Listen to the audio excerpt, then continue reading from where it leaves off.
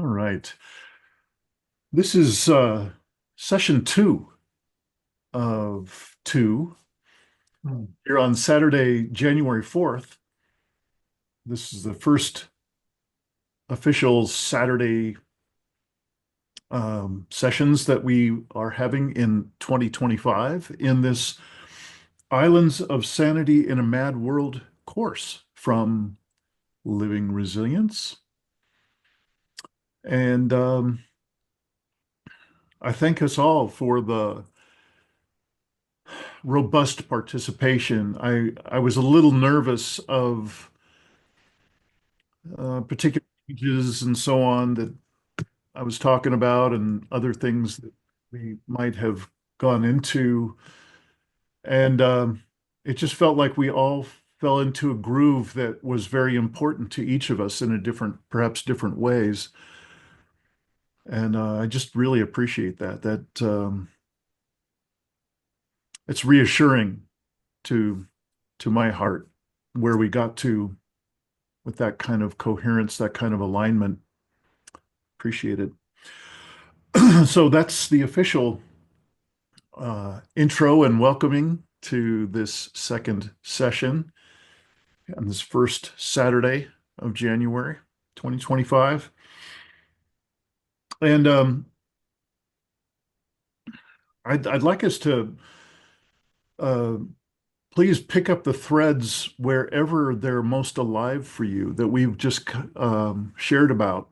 These number of different threads were started, and any of them would be great to pursue. Uh, if if more inspiration is needed, I can first mention that Bob has put the quote in the chat that he was talking about in the first session, with along with a link from a 6-minute Right. video from Michael Mead that is not necessarily directly related. And can everybody see Bob's posting? Yeah. What do you know? They fixed it, Bob. I love it. We learned something. I did. Gosh darn it.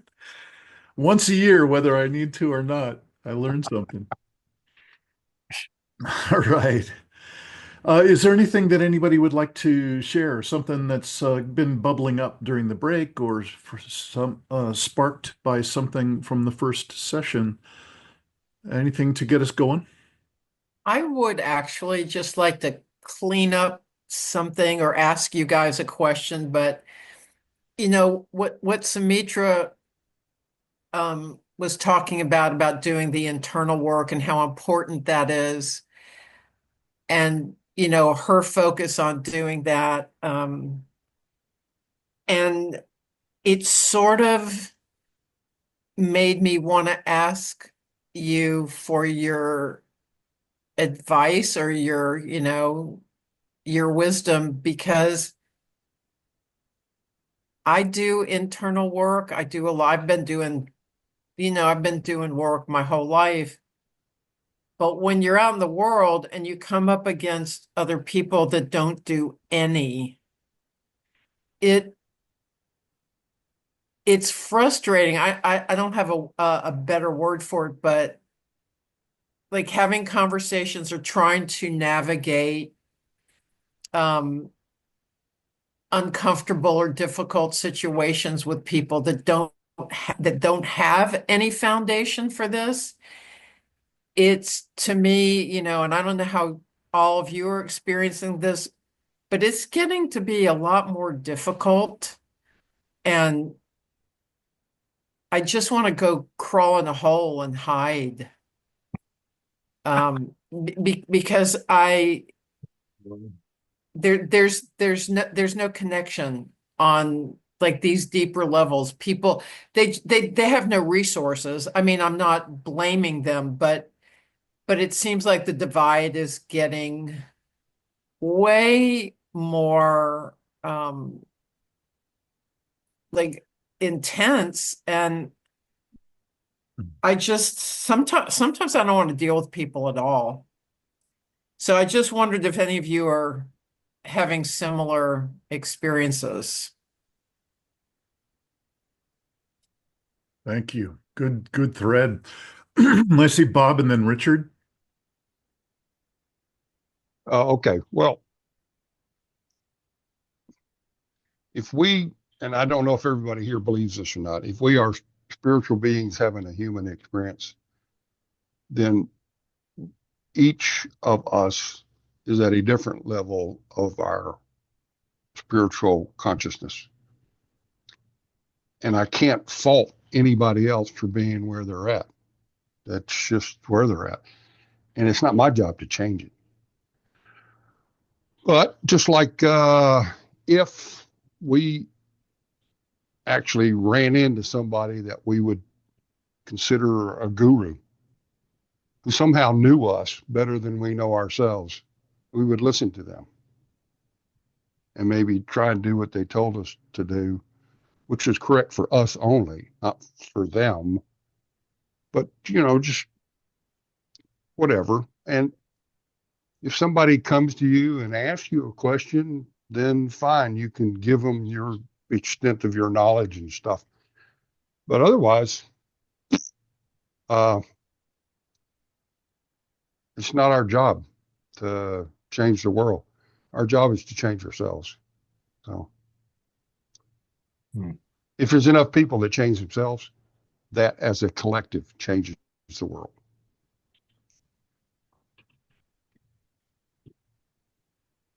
Thank you, Bob. And Richard, you still have something to share? Yep. Uh, you know, it's very hard not to separate things into like this black and white picture. I mean, I don't, black and white pictures aren't usually very accurate, but I feel like there is something going on that is kind of black and white, maybe. I don't know. I'm curious what you all think about this, but I really have a pretty clear sense that humanity is sort of bifurcating into these two groups. And that one group, which is a lot smaller, unfortunately, is more responsible and more aware and doing more work on themselves and willing to be more cooperative and more give and take and all that kind of good stuff. And this other bigger group is moving in sort of the opposite direction, like towards more unconsciousness and more fear and more anger and violence. And hmm. So not quite sure where I'm going with that, but I do have a sense that, there's this bifurcation going on, or like, separating the wheat and the chaff, as they put it in the Bible.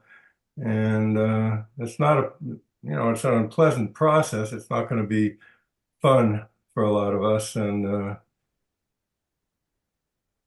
yeah, unfortunately, I think the people, I mean, okay, what I was thinking is lately, I mean, the last year or two, we've really seen this happening where not only are people not wanting to admit that there's climate change, for instance, but they're actually moving in the opposite direction now. And now they're saying, oh, not only is there no climate change, but we're going to drill more, we're going to burn more oil, we're going to drill more oil, we're going to do whatever the fuck we want and screw the planet. We're just going to do it. We don't give a damn. There's no climate change. It's not real. We're just going to drill. We're just going to burn oil. And this is happening on a lot of different levels. I mean, I've heard this happening in other ways too. So it's like this, almost like this willful oppositional selfishness. We're going to be selfish. We're going to do it, damn it. We're just going to be selfish, and that's it. So screw everything else. And that's really building. I can feel it building in people, and I'm reading about it building in people. So that really is another part of that picture that's very concerning, to say the least. Got it. Thank you, Richard. Thank you.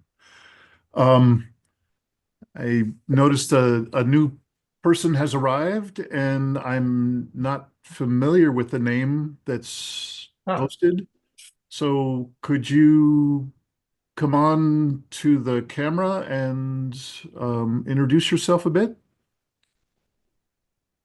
I, I'm Kathleen Herring, or Kate for short. I live in Southern Oregon, which is the ancestral lands of the Lagawa, Shasta, and Takelma peoples.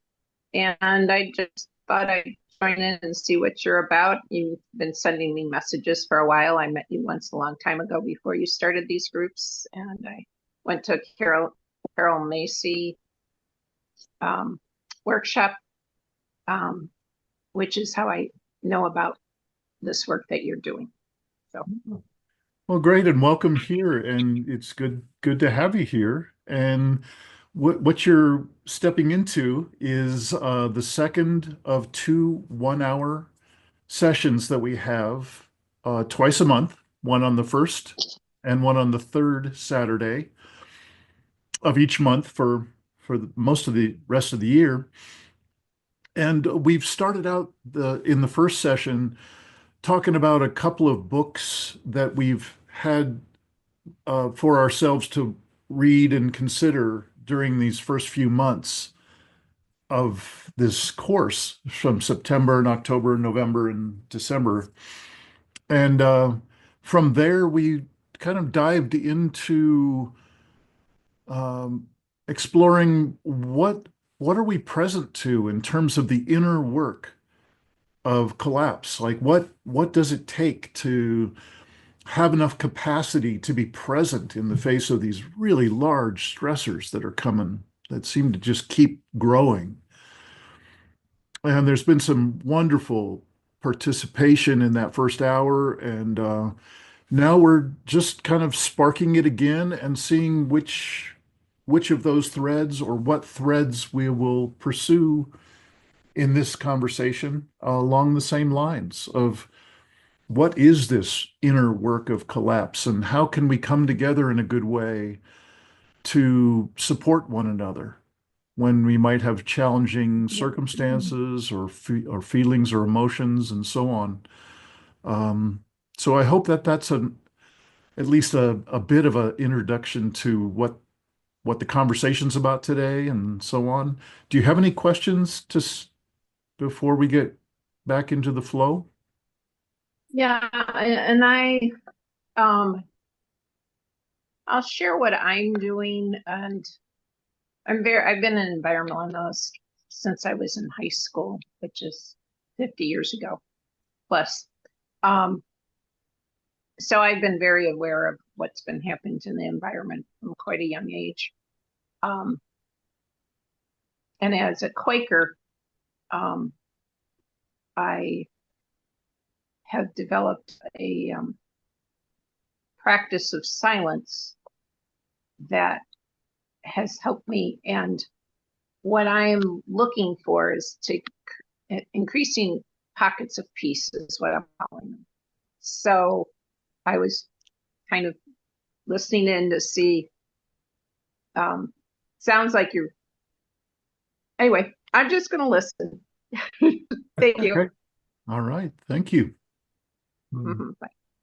And Richard, thank you for your sharing. And I'm sorry if I've cut off flow. If anybody wanted to particularly respond to what Richard was sharing, or if Richard, you were, completely done. So I'm just going to be quiet now and just see if there's anything to kind of complete the flow of Richard's sharing that anybody else would like to reflect on or respond to.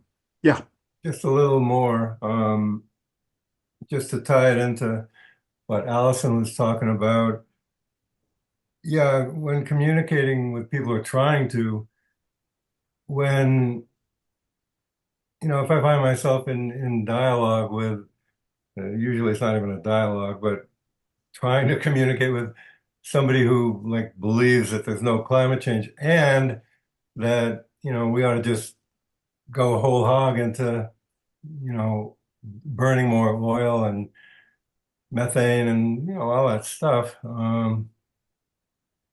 It's it's so mind-boggling to me that I really don't know how to talk to these folks anymore, without lying or without pretending that I'm going along with them, or I mean, I can challenge them, and I found it doesn't usually do any good. I mean, they just get mad.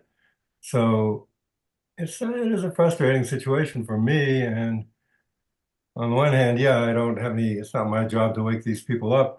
But on the other hand, if I'm in relationship with them, or if we're somehow trying to communicate, then how do I do it? I mean, if it's like we're living in entirely separate realities. It's like, what the hell? You know, these people don't even get the most rudimentary things about what's going on in our world, and yet they think that they're in touch with reality. It's really frightening. Yeah.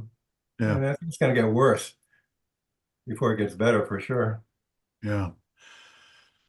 Thank you. I find myself in total agreement much of the time with you, Richard, and I just like to be a little bit mischievous by planting a couple of seeds with us, Please. as if it wasn't a tough enough conversation.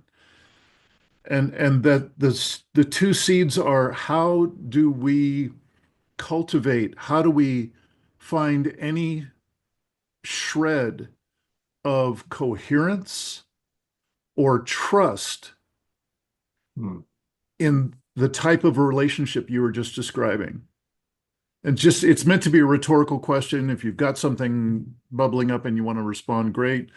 But it's, I think it's something we could actually just have as an inquiry for some time to come. Dean, Yeah, I don't know what that means.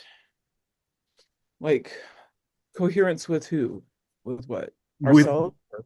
with the person, the imaginary person that Richard was just describing, that is so very different, seeming like they live on a different planet. How could we even start to consider generating coherence or trust with a person who seems that distant from us? Well, could I respond to the question before? Like what Sure, Allison said and what y'all were talking about is in my absolutely. experience, it's been a really lonely path, actually. More of it's, been a really lonely path in Mm, life because a lot of people um we're just on like different wavelengths, and I've tried to create relationships with people that were on different wavelengths, and it really was at the expense of myself. So, and I tried like for years and years and years. So I think there's a cautionary tale there. And just on like more of a bigger scale, you know, having gone through a few Pluto transits in my life and having, like these like very transformational times, I would say tower times, apocalyptic times in my life, is that I think that we talk about the bifurcation, and I think that what tends to happen is people step into the shadow and really amplify the shadow to it's just kind of a cycle of life. This is just a psychological movement. And I think that's what's happening. It's like people are stepping into the shadow of addiction or um, psychosis or, you know, just increased separation um, to create the opportunity to heal. And I think that's happening on a huge scale. Now, a recovery is not guaranteed, and the transformation is not guaranteed. But if we look at like um, these cycles of like huge death and rebirth, that's what tends to happen, is like really stepping into the darkness, mhm, dark night of the soul or whatever. So mhm. Hmm. I think Yeah. this separation is just natural. It's like just kind of like cycle of life stuff, these like psychological movements, and this is probably the biggest one we'll ever see, and we may not survive. We might. It's like, but it's the opportunity. Um, and for those who are, you talk about the bifurcations of those who are in the know and those who are not. But for us, it's going to be a super big challenge too. Yeah. Uh, and I think I'm trying to figure out what that challenge is, and it's obviously being centered, finding my center, my own center through my own means and ways, and like going back. I'm going back to the earth, like I'm having to do my own path in the face of this. So I think we're both going to be challenged to the hilt of those who are getting lost and those who are trying to stay true to their inner compass. Mhm. Whew. Yeah, So well put. Yeah. Yeah. I'm sorry, I'm not on video. I don't know why. I'm like all mixed up. But yeah, this is big. And this is like, this is the last, I think, the last chance for humans to transform until most of us get wiped out. Mhm. And we have to confront the shadow. And this is where, and before that, you got to hit rock bottom. You've got to get in the worst addiction and the worst, you know. So I think, as what you're saying, Bob, is like, yeah, people are on different, you know, parts of the path. But I don't think it's up for us to like rescue anyone or try to explain anything without asking permission. I think for us, our task is equally as daunting, honestly. And I'm not saying there's us and them, there's different degrees, but for those of us who knows what's happening, we have our own set of very humbling challenges. Mhm. And so, yeah, it's lonely, I think. It's lonely. And sometimes letting go is is the most appropriate answer for those who just are compromising our own relationship to ourselves. Going back to what you said, Allison, like it's just too much. We can't continue leaking energy in those ways. But that's just what I'm thinking right now. Thank you. Yeah, thank you. Robert? Thank you so much. And also, um, what comes up in me is thing. Is part of what Samucha said was that these that the that the frustration that comes with looking how the world is going and uh, and wanting it to be over or wanting it to go away, but also this dark side that says, like the frustration and it's not it's it's a disturbing reaction that I have, but I'm just voicing it that I guess I could relate in a very just not just to sit not Hmm. Hey, Robert, there's something wrong also with for your listening. with your mic or something. You're breaking up a lot. Oh, I'm sorry. Yeah, that's why I'm not on video. Okay, well, I'll try Huh. to cut it short. I know that's all right. Any better? Um, I don't know what you just changed, but I might suggest getting closer to the microphone and just to see if it breaks up Okay. less. Okay. Any better? So far. Maybe. Okay. All right. So I'll try not to everything I just said. The just relate to that dark side of not so much like, yeah, let's use all the oil, which I think is more common of the financial part for the advantage, but just almost like a self-destructive impulse of uh, the frustration and the anger of not being able to this to a destructive impulse within myself to just say get it over with. And so I just wanted to own that I could relate in a to the to I guess the human along those lines, but it's not something I would normally ever share. So I'm sharing it. Okay, that's Yeah, thank you, Robert. I also, Robert, would suggest if you can go into the kind of the backside of the Zoom control panel and so on. You could start with the one that's on your screen and see if there's an adjustment for the sensitivity of your microphone. That might be something that's going on that's having you break up. There's also a very, very elaborate control panel, like far more controls. If you go onto the website that is the Zoom website.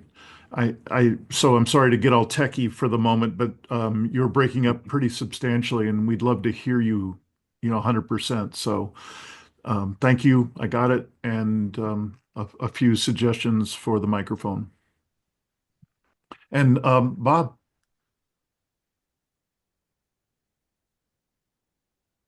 sorry, you're muted. Sorry about that. Um, I just wanted to mention that when I start to feel lonely, and it's easily done in the Bible Belt, believe me. I just have to remember that poem, "The Footsteps," and realize that I'm not ever alone. In fact, those aren't my footsteps. Hmm. That's the footsteps of what's carrying me, the power or whatever it is that's carrying me within me that I'm not aware of. And I always find that inspirational, just as a reminder. Okay, well, you lose that awareness. It's easy. The world wants you to lose that awareness. It pushes you away from that awareness in every moment that it can. And that,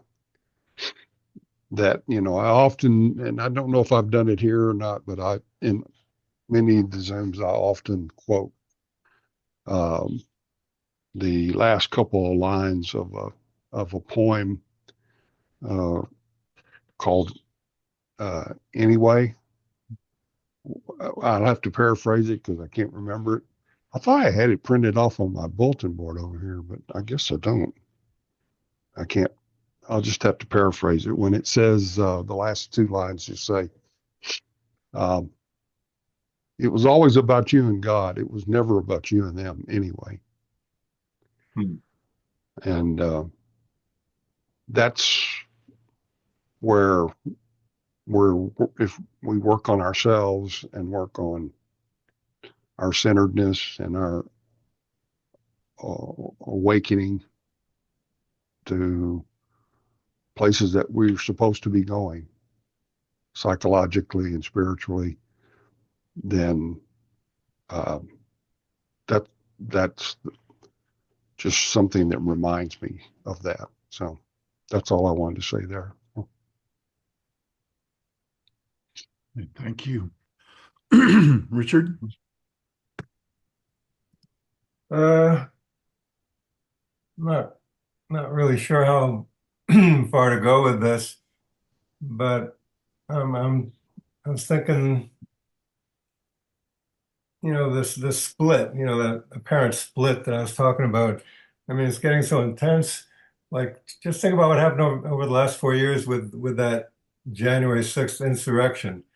I mean, there's a huge portion of our population now that believes that it was, basically just a nice tourist visit and no big deal.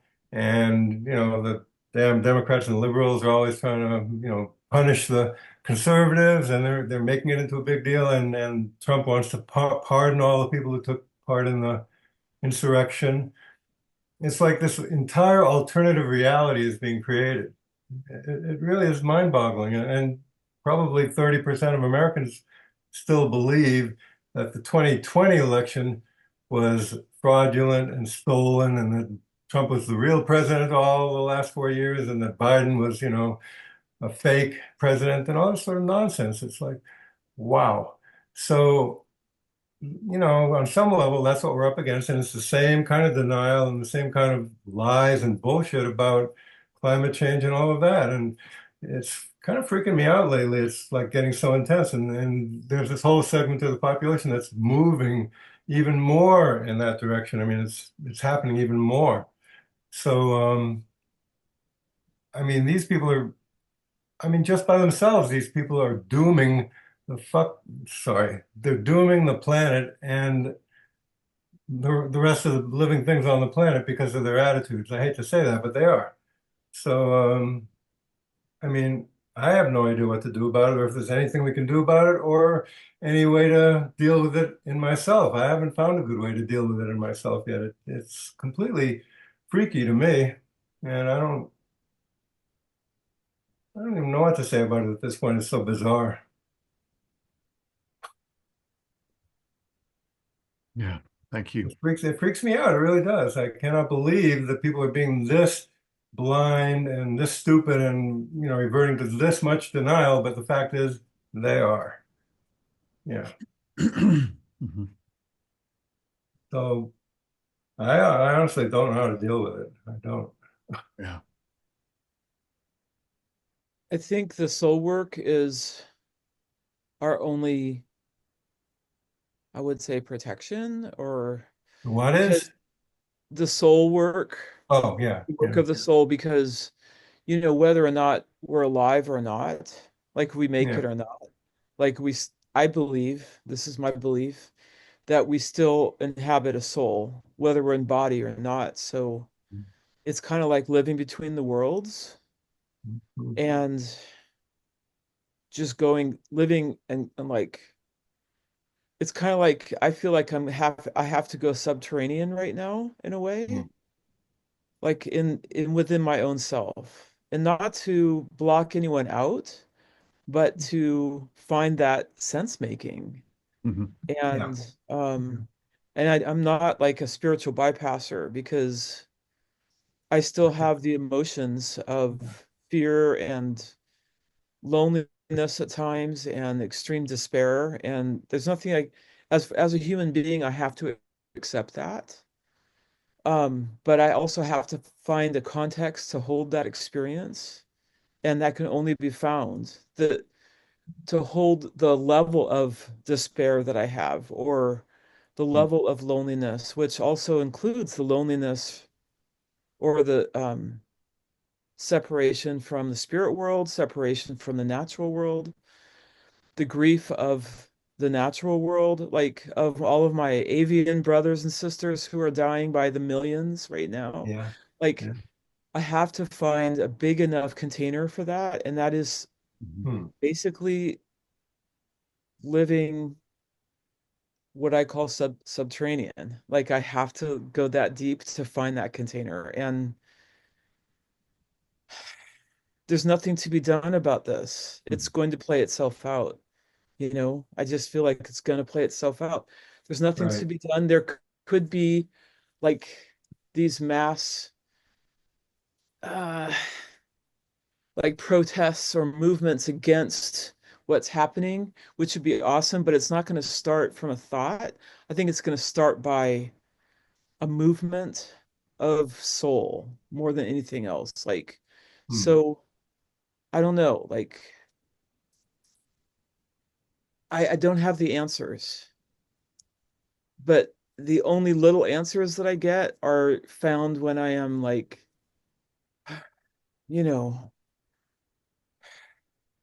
digging deep enough, I guess, in deep enough meditation or deep enough prayer or whatever you want to call it. Prayer, you know. Yeah. I Yeah. have no idea. it's like day by day, but I'm finding my way so far. Yeah. So, Mitra, I so resonate with what you're sharing, and it reminds me of the first kind of counsel that I got back in my teenage years when I first became collapse aware. Like I knew we were going to take ourselves down, and the message from this counsel was to just realize that there's nothing to salvage of this what I would call it now the business as usual culture. There is no answer there. And it's in a different way. I think what I'm hearing you say, and I love what you're calling going subterranean. It's a different level of perception and of awareness and presencing myself that I think is in the same neighborhood as what you're calling going subterranean. It feels like it anyway when you describe it as much as you have. Um, the only thing I would add to your list of like how to just scrape out a place to occupy, to live in a grounded way is to constantly have feelers out for who are who are kindred spirits. You know, to find anybody who's on even a portion of a wavelength and to start to just touch into is there a way to create a relatedness to make it something conscious and spoken or at least just I've actually had a number of connections that have not been verbal at all. There's just a way that there's a shared glance, a shared look, where all of a sudden my whole implicit senses are vibrating with that resonance, and those are just so deeply precious. And I could say that the vast majority of times when we're together, I am able to feel that coherence leading toward that kind of resonance. So I just wanted to add kind of a yes and to what you were sharing as what you're calling the going subterranean. That every once in a while we get to have a little company in the subterranean space. I mean, I absolutely need it. It's a lifeline. Yeah, To be able to share that space in conversations and so yeah, forth, like we are here. yeah. I have a. I'd like to just share something from way back, and it's been current recently, kind of coming back. Is one nonverbal way of keeping that little spark of kindred spiritness with each other is to, just as a non sequitur in the middle of a moment that has nothing to do with anything, to just reach out a fingertip for the other person to touch. That cues that resonance, that acknowledges and affirms that resonance and that connection and that love, really. So I've never tried to do it on the screen, but if there's anybody who would like to give it a shot, we could try that together. Sure. Right.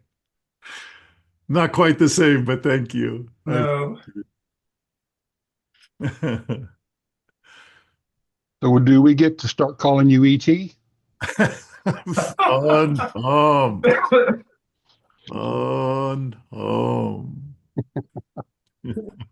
Well, So I like to share because I've done a lot of work in a lot of different ways. And kind of what came to me through a variety of different ways was what can I contribute? I had my existential crisis when Kavanaugh got appointed to the Supreme Court. As a Quaker, I heard that he wrote the the policy on waterboarding and basically using torture to get confessions. And I thought, oh my God, we're appointing this man to Supreme Court. And I had a meltdown and I went into silence, mostly silence for a month. And that, you know, that's quite a few years ago now. And what I have come to is look for the good, knowing, and it's kind of that Buddhist thing of accepting what is, but then look for the good. And how can I, and this is what my prayer now is when I do my meditation, is what can I do to increase peace? What can I do to increase pockets of peace? And stay away from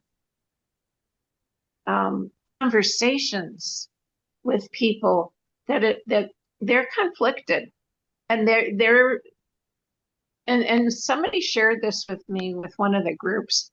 They're very analytical, and they can engage these people in conversations where the light can go off. He says, but then they get like totally disoriented, like their whole world is just like turned upside down and they don't know what to do. So you're dealing with the right, I don't know what to do. And if you have the same skill that this person did, it's like, he goes, I didn't like seeing it happen. He goes, and I did it twice. He says, and I won't engage anymore. So I've never done that. I've always engaged people, but it can get to argumentative, and I've decided that doesn't work. So I just start offering meditations and opening it up to the public, and trying to meet people at where they are, that creates peace for themselves. Because really what you're seeing in the world is a lot of conflicted individuals that really don't know peace. And to me, as a Quaker, when I was doing journaling years ago, what I journaled was there was no evil. It was lack of connection. So just like what Dean said about connecting with the finger, it's that connection that's important. And focus on that, and how can we make it healthy for us? Because if it's healthy for us, it will be healthy for them. And get away from trying to convince them that their thinking is wrong. Because if you do that, they will be conflicted, and they will be depressed. And my whole thing was, if there was that kind of awareness, we'd see something like that happened in 1929, where all these people lost their money and they couldn't deal with it and they all committed suicide. To me, it's like, if on a different level, if people realized what they were doing and contributing to this global collapse, you might see mass suicide. If it came to a real individual level. So the best thing, and I think this is why it's important that Dean is doing this, it's helping those that participate, including me at this time. It's like, okay, where's my center, and how do I hold it so I can hold center and center for peace for others? And I think that's what you're doing with these circles, Dean. Thank you. Well, beautifully said. Thank you. That was nice. Yeah. I love that you brought up peace. Mm-hmm. I really love that. Thank you. And I have not heard that in these rooms. I love that. Yeah.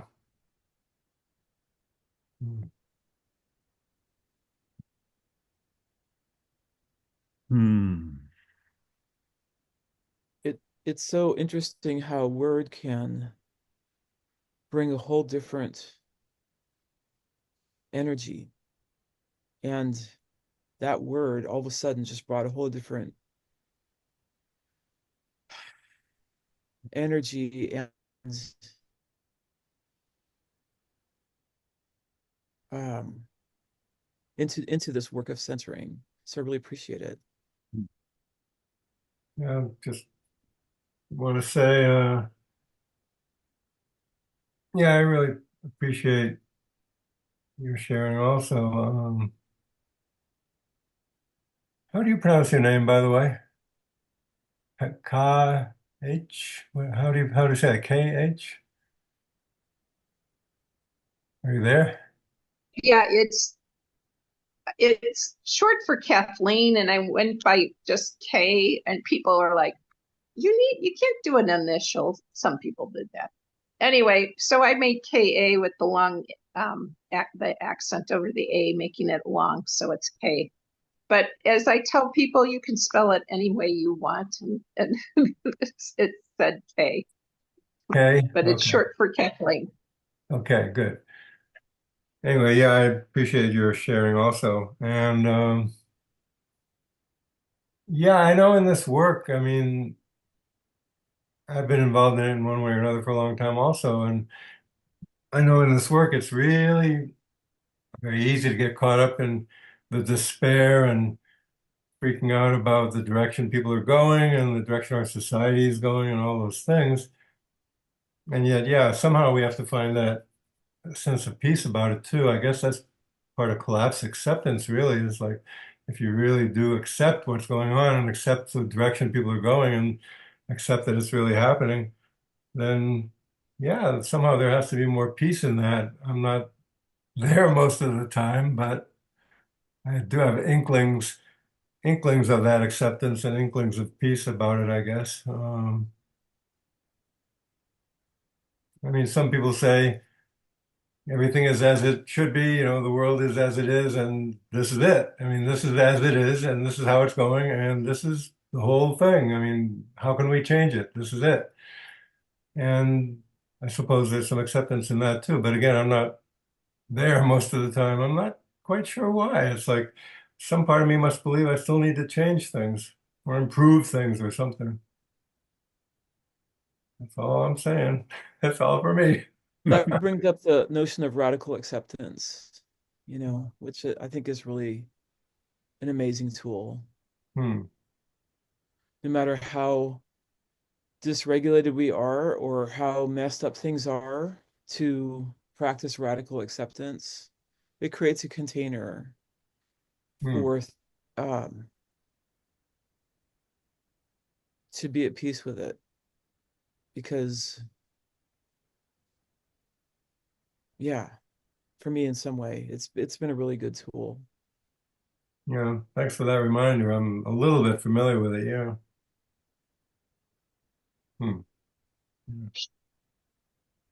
I think that's the whole And, thing and about acceptance and it being radical is that acceptance is full time. If the world doesn't agree with you, doesn't accept it, that's their problem.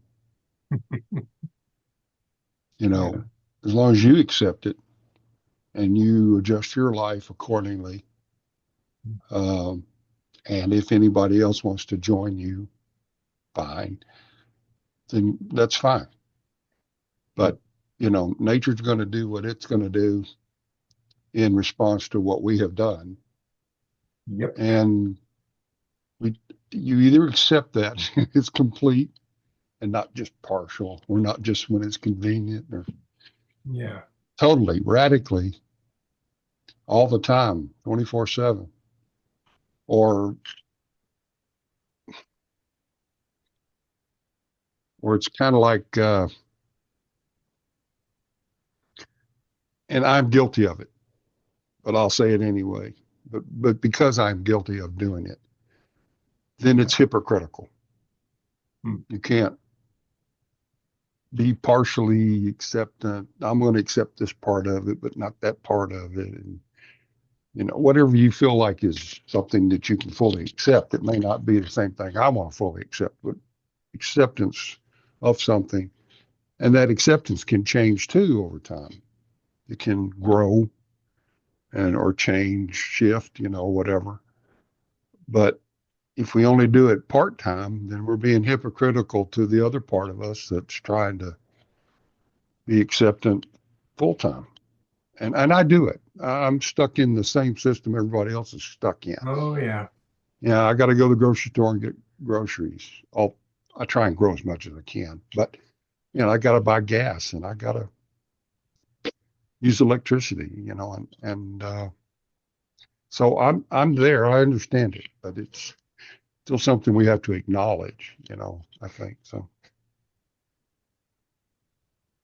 To me, that really doesn't sound any different than a state of enlightenment. I mean, complete radical acceptance of everything that is, everything that's happening, all that's going on, every interaction with human beings, the way people are with each other. I mean, to really radically accept all that, I mean, to me, that just sounds like reaching an enlightened state of being. And I'm first to admit I'm not there most of the time, that's for sure. Uh, but seems like that's where we have to head towards. I mean, it seems that has to be, I don't know if it's even a goal. I don't think you can have it as a goal really, but that's where we're heading, I think. So we're getting to the last few minutes of our time together today, and I'm curious if each of us could check out for about a minute or so, including something about what you're landing with. What are you taking away from our time together today, and especially in this session? Well, I'll just say, since I was just talking, it's fresh on my mind. What I'm leaving with mainly is this kind of question or wondering is like, wow, what would it take for me to just give up the struggle? Give up trying to change the world, give up trying to improve things, make people be different or guide people to be different. What if I gave it all up? What if I stopped struggling about it and just really accepted all this? That's what I'm left with at the moment. Thank you. Yeah. I think I'm leaving with the acknowledgement that you are creating a pocket of peace that I think is necessary. And I may or may not join you again, but it's been very hopeful for me to know that you have been working for years to create this and to create a place where people can come and share and feel connected. And that's really, really important. So thank Yeah. you. Well, thank you so much. Really good to have you here, and I hope we do get to see you again. Anyone else to check out? Well, I'm going to piggyback onto Richard because through this discussion, I think that's what came out for me was surrender. And it might be a lot easier to go through this if I'm capable of just letting go and accepting everybody where they're at and whatever is going on.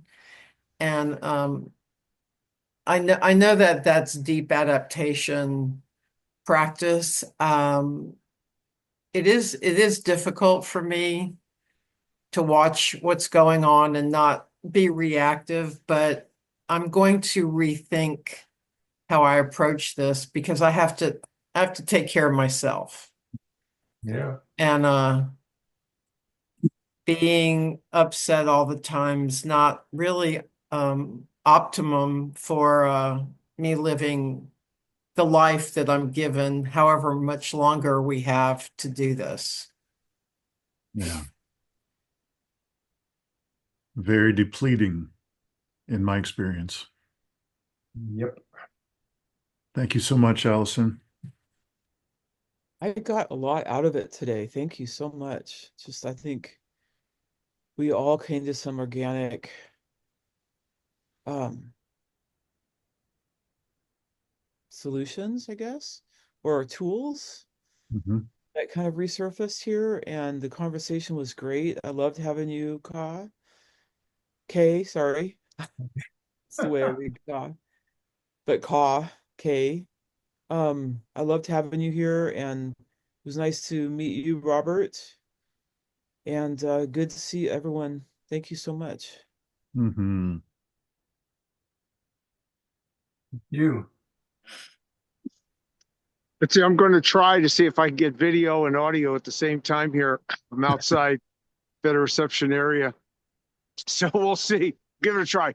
Yeah, so I found this very connecting, and everything everyone shared was hitting home and like a grounding. So it gives me a place to stand, on a slippery sidewalk, and but some real good stuff. And so this is one of those connections, point of connection for me. And I know it's here. And even if I'm not on the call, I know that it's happening. So, and which connects me in guilt anyway. So, okay. You're coming through fine right now, by the way. You sound fine. Well, maybe I'll Yeah. try to do it out here from Yeah. now on. There you And this is go. my pretty face you did get to see. Okay. Yes. Okay. Bob, you ready? Y'all have summed things up pretty well, and I'm leaving with a good feeling, and I appreciate everybody's participation. Thank you. Yeah. And for my checking out, I am just deeply thankful for this circle and for the particular presence and coherence that's been here today. I really needed some way to kind of stitch back into a direct experience of being connected, back from that disconnected feeling, that dissociated feeling I was describing before. And I feel very much connected and moved and joyous, actually. Joyous. So thank you all so much. Yeah, Bob. I would, recommend looking at Michael Mead's stuff more often. So it's really good. So Oh Okay. yeah. I'm happy to include some in our coursework. So any suggestions you have, send them on over and I'll plug them in. Great. Thank you so much. Have a lovely, lovely day. Yep. To all of you too. Bye. Take care, Appreciate you everybody. all. Bye. Thank you. Okay. Bye. Bye bye.